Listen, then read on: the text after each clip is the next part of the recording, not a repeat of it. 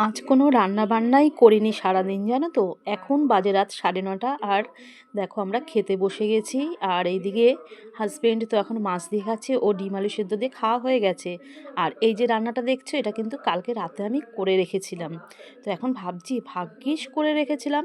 তো ডিম আলু সেদ্ধ তো আমি ভাতের মধ্যে দিয়েছি, আর আজকে যে এত ঠান্ডা বন্ধুরা পড়বে ভাবতে পারিনি।